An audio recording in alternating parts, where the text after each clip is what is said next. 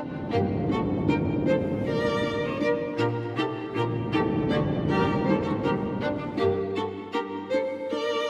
right, let's give a nice welcome to Phil Heimlich.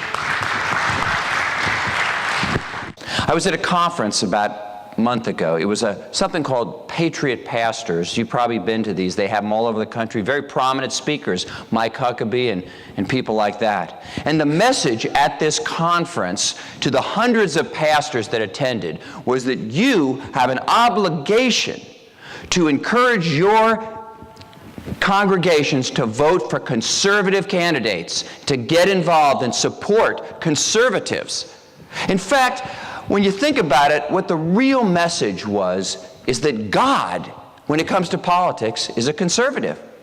Now, why is that? Well, because if we're being exhorted to act a certain way, the Bible tells us that we're to be imitators of Christ, right? So therefore, the obvious message is that God is a conservative. And that if Jesus were here today, he'd be down at the school board demanding prayer in the classroom. He'd be at the county courthouse insisting that they put the Ten Commandments on a monument, right?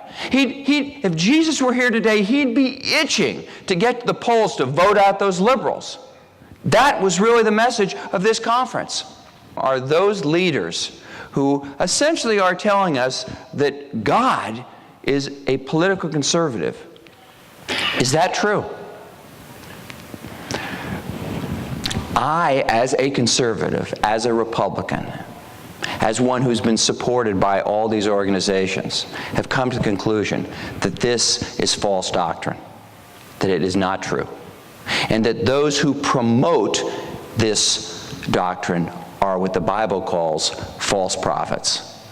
The problem I have with this is that there are 300 verses in the Bible where God expresses concern about the poor and social justice. I've been to a lot of rallies and events with the so-called Christian right and with conservatives. I have yet to hear one conservative politician talk about helping the poor. I've yet to hear it. Another issue, health care. My impression is, from my conversations and from what I've heard, virtually every Christian in politics has been opposed to this whole national health care thing. Absolutely opposed to it. In fact, the way when you listen to them, it almost sounds like it's a tool of the devil, doesn't it? But can we deny the fact that there are 44 verses in the Bible that talk about healing? Jesus healed 17 separate incidents where Jesus healed the sick.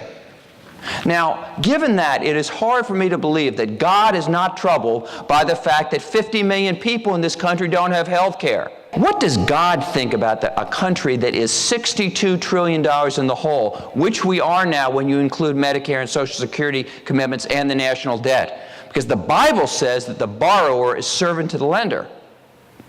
It says in Deuteronomy, you shall lend to many nations, but you shall not borrow.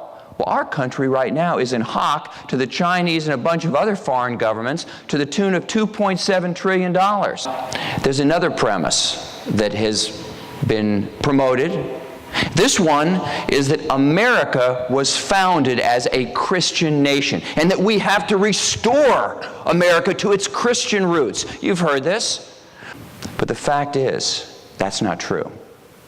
The people who founded this country came from Christian countries. They came from top-down, church-led countries where the leaders told you what the religion was supposed to be. That's why they came here. The foundational document of this country is the Constitution. With all due respect, it doesn't mention God, Jesus, Christianity, a supreme being, or any of that.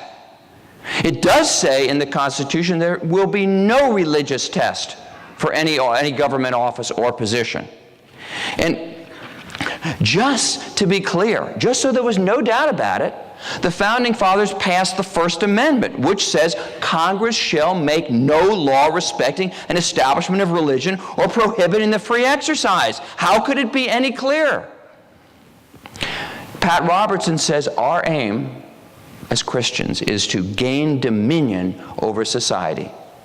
Well, that is not only bad history, that is bad doctrine.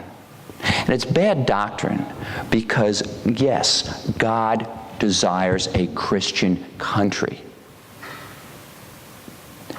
But he desires a Christian country based on individuals choosing to accept Christ, not being forced down on them, like in the time of Constantine, when the emperor sent soldiers throughout the Roman Empire holding a bayonet in front of people and telling them, get baptized or else.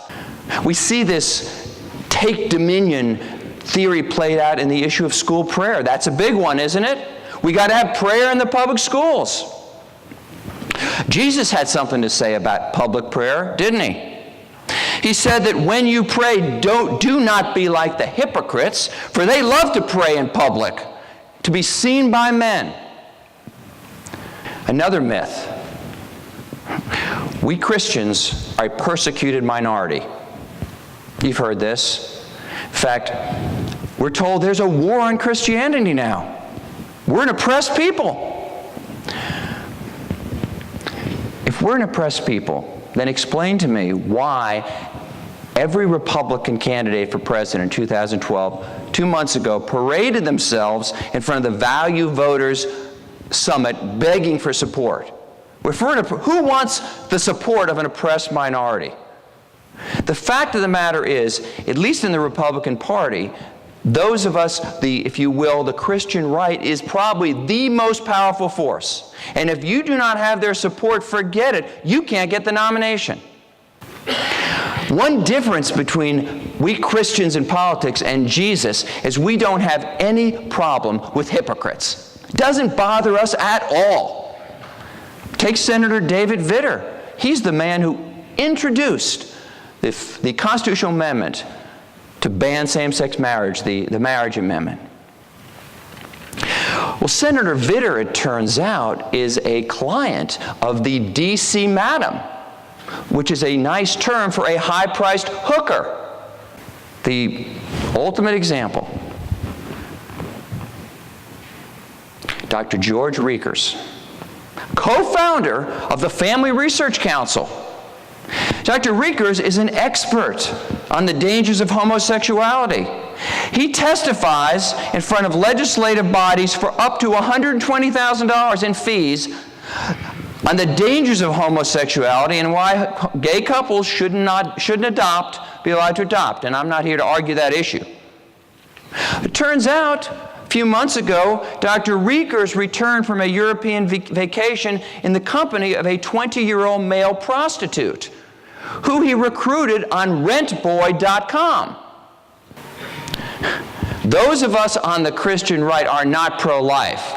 We are anti-abortion. There's a book, The Abandonment of the Jews, by a Christian named David Wyman, and here's what he concluded. He said, in the Holocaust, he said, America's Christian churches were silent in the face of the Holocaust. No major denomination spoke out. Few of the many Christian publications cried out for aid to the Jews. Few even reported news of the extermination. Now you may say, oh, but that was before the pro-life movement. You know, in 1973, the pro-life movement started. 1994, Rwanda, 800,000 people butchered with machetes, no less. 8,000 a day. What did our pro-life leaders say about this? It was on the nightly news. Best we can tell, they didn't say anything. You see, the hard truth is, within the pro-life movement, we're very passionate about the unborn, and we should be. But when it comes to born people, we don't care that much. The only exception, I don't know why, is if you're on a feeding tube, everybody gets pumped up about that. The hard truth is that we have turned the gospel into a political movement. We have sent the message out that unless you are with us on these issues, you're not welcome in the kingdom. The last thing that Jesus said, he said, make disciples of all men. True prophets understand what that means. But false prophets believe that we need to force disciples of all men through government edict. I think it is time that we stop listening to the false prophets and start listening to the true ones. Thank you.